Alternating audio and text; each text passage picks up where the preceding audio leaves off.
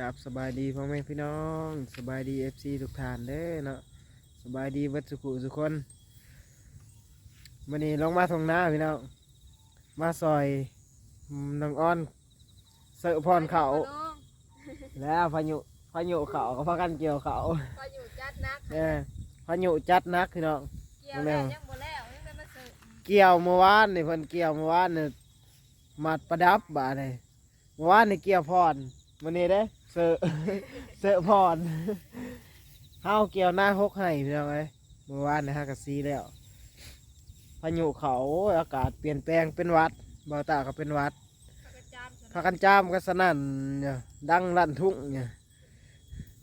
มาซอยน้องอ้อนเป็น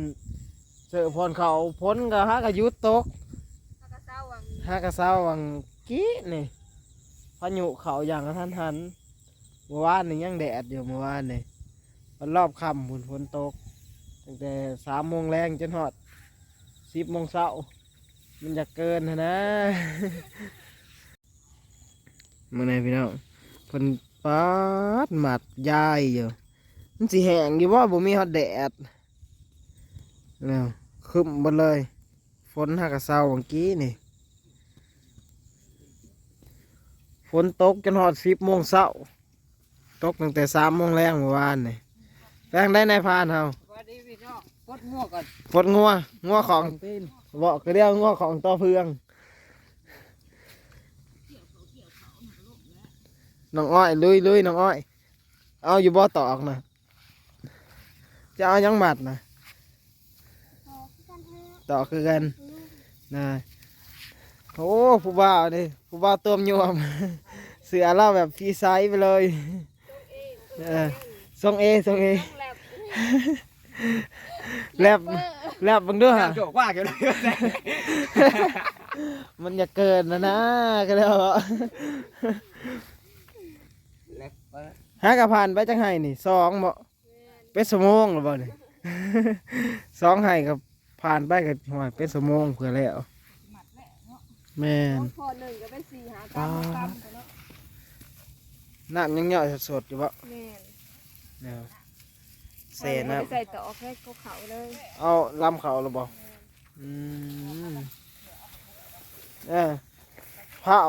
าอยากแล้วพี่น้องไอ้แมนสู่ชีวิตแต่พ้นมาสู่กับ ลุกนะคนครับ อะไรเหรอเสน้ำปดปอดแน่น้ำโหงหมดเลยแถวนี้พรเขาเจ้าบ่นี่ว่าสมปงเลียดินแท้น่ะมื้อนี้พอดีผักโรงเรียนเลยน้องอ้อยว่าสินอนกับขากสุดท้าย มาเสือเขาวน อนก็จะเด็กลูกบ่หนาว เมื่อวานเนี่ยเพิ่นปั่น2 รอบได้จักสอบกับเมื่อวานนี่โอ้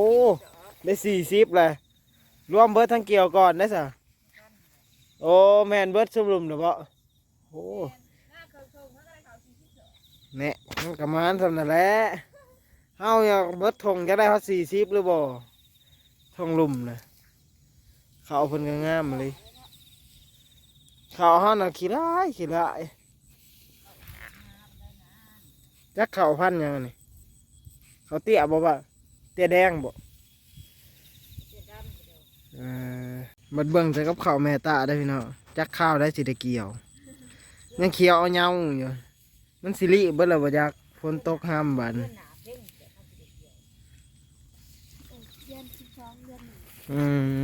เด้งมือ น้องอ้อยก็ลุยไปลุยแม่นแล้วเพิ่นเกี่ยว2 มื้อยังได้บักหลายพี่น้องเอ้ยป๊าดเถอะเก่งขนาดเลยก็ว่าแล้วเขาเนี่ยมันเกี่ยวง่ายได้มันม่วนได้เกี่ยวเขาพอดีสาวนี่ตัวเฮานี่สิเอาจักตัดเอาเฮานี่คนงานบ่หลายไปโรงเรียนเบิดว่าสิใส่จักตัดเอาแต่ว่าบ่ฮู้สิใส่ใบหยังตัดมีแต่จักแต่บ่ฮู้ว่าใบจักสิใส่ใบรุ่นใดแม่นใบต้องเขาซื้อมานะมันบ่เข้าเดี๋ยวจะไปเบิ่งห้องเขาเจ้าผู้เคยตัด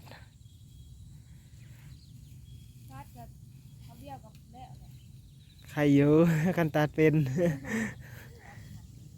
ส่งที่เนาะ แม่นเบิ่งของน้องอ้อยเพิ่นมัดจังได๋นี่ฮะเบิ่งวิธีมัดดูมัดคักๆได้บ่ว่าที่จับขึ้นรู้เลยฮีดมาโธ่ว่าแม่นเซียนได้เลยเนาะตะลุยเข้าไปขี้ตะลุยเข้าไป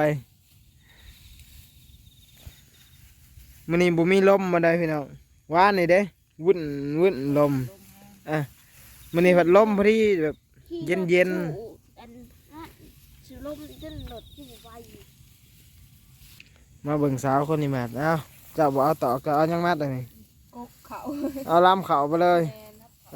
อ คือก็อยู่คือกัน ทอแต่มันอยากขาดเนาะเวลาเขากิ้วไปเฮิง ทันแบบขอมันสั่นมันก็ขาด แมนเฮานี่ถนัดตอกอย่างเดียวเหลือจังไห้ป้าบ้านนี่เหลือ3ไห้นี่บ่ปาโถเหลือ3หล่องหน่อยพี่น้องเอ้ยใครใจดีหมุดจ้อมาซอยเด้อพี่น้องปาดหมัดจากเป็นผ่อนเห็ดเป็นแบบเขาประดับแซ่หน้ามึงถ้าห้ามบุเซอขึ้นนี่ออกงอกแล้วนี่ เอางอกแหละเดือนเงินเอางอก แมนทั้งพี่ก็แซ่หน้าเพราะทั้งนี้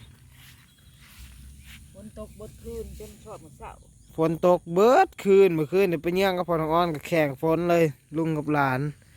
ได้หนูนา4 โต้เมื่อคืนนี่แล้วให้นั่นแหละตอนนั้นมันบุสุกขากละป้าไว้บ่พากันลุยอีกให้ที่4ผ่านไป2 ให้ครึ่งนะ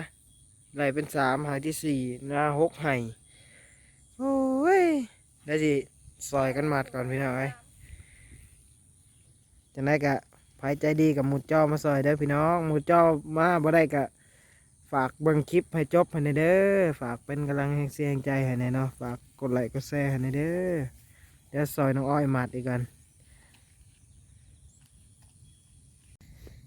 ไก่สิแล้วพี่น้องไก่สิแล้วลุยกันเป็นลุยพี่น้องเอ้ย6 คนลุยทั้งตากล้องแล้ววะซอยกันลุยเฮากับพอดีบ่มีเวียกพอดีก็เลยได้ลงมาซอยมันนี่ฝนตกหนักพี่น้องสังเกตน้ำบ่แม่นเป่งน้ำสิอันให้เขาสุกก็ลดฝนตกหนักเลยพรเขายังแส่อยู่เลยตอนนี้ถ้าเฮาบ่เนี่ยถ้าเฮาบ่เฮ็ดเป็นกรรมมื้ออื่นออกงอกตัวนี้ตัวนี้ก็สิออกงอกคือกันแส่ตอนนั้นแห้งก็นอนขากบาดเลยปุ้ยเสียนะพรเขาน้องอ้อยได้แทนบ่ได้เกี่ยวไฟเกี่ยว เห็ดนอนขาก้อนยังเนาะ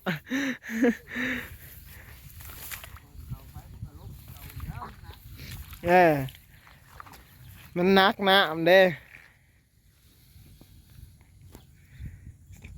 มื้อนี้คงสิบ่มีแดดนะครับว่ามื้อนี้มีแต่ลมวีแหล้วใกล้สิแล้วให้สุดท้าย ใครจะได้คนมาเพิ่มกระชากหน่อยพูดย่านยังอยู่ให้พูดอยู่ บ้าก็คอยไปนั่นแหละ ตัวได้คืนแล้วไม่ได้บ่าย พูน ว่าให้ตากล้องยิ้มเฟ้ย เขียวแห้งมาบ้านน้องอ้อยโอ้ยพ่ออยากว่าซ้นกันหน้าเลยเขามาจะอยากตายบนย่องเขาจักเถื่อเขียวหน้าออกมาเลย เกี่ยวยังบอกยังอันนั้นอยู่เพราะ แมนผู้แลบาดมันแห้งเดี๋ยวสิมาเกี่ยวเขากำอยู่ผู้เขากำเขาดำไปเยื่องกับลุงเขาเห็นบอลได้หนูขวาดเขาสิขุดเอามันมาเห็ดมันเสื่อมกิน เบิ่งวิธีเห็ดเบิ่งคือว่าง่ายสิเอามาเห็ดกินกันไหม นั่นเสื้อแบบว่าเขาขายที่ตลาดนั่นเนี้ยวน่ะ นั่นแหละสิเอามาเห็ดกินบ่ให้ถือจะได้หนูขวาดก่อนตอนนั้นก็เอาไปขายแหละเนาะ เฮาฮะ มันต้นเขาขาย โอ้ยเฮากับพานด้วยกันแล้ว เขาบอกเลยเขาบอก โอ้ยมันเป็นแผ่นน้อยไผสิมาลืออักเนาะ เออ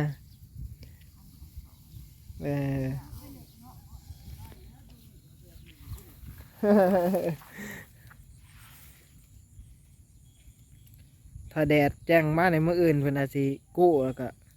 ปั่นเลยแล้วนี่แต่ว่ามื้อนี้น่ะบ่ส่งแล้วเลยพี่น้องยังคืบอยู่ครับปาโถได้ไปเลย40ยังบ่ทันละครึ่งอยู่มาทางตะกะอันเด้ยังหลายอยู่เอาเล็งมือเฮ็ดกำใหญ่อยู่บ่เออ ก็ใหญ่ว่าสองสัตว์ ตอกเน็บแอลพี่น้อง น้องอ้อย น้องอ้อยก็ลุยเพราะน้องอ้อย แดง มือผักเฮียนพอดี เธอกั้นใจเธอเพราะอยากว่ามันคือโมเมนต์มือเขาเฮียนว้าม ใจบ่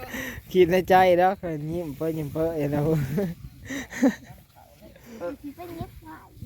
ยิ้มไปเห็นยัง มือปริยาเจ็บแขน อาจารย์มาให้เห็น พื้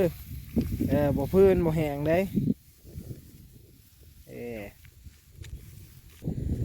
เรือไห้สุดท้ายพี่น้องหมุดจอมันซอยนี่เด้อเรือไห้เด้ยังบ่ฮอดเครื่องซ้ำลุงคนวัดได้หลายเติบเลยทั้งนั้นเรือประมาณ20กว่าพอดนั่นแหละเดี๋ยวเราก็สิซอยกันลุยต่อเลยพี่น้องมานี่ก็สิได้ขออำลาพาจากกันเด้อฝากกดไลค์กดแชร์เลยเป็นกำลังแรงใจให้บ่าวตาหน่อยเด้อฝากเบิ่งคลิปให้จบหน่อยเด้อสบายดี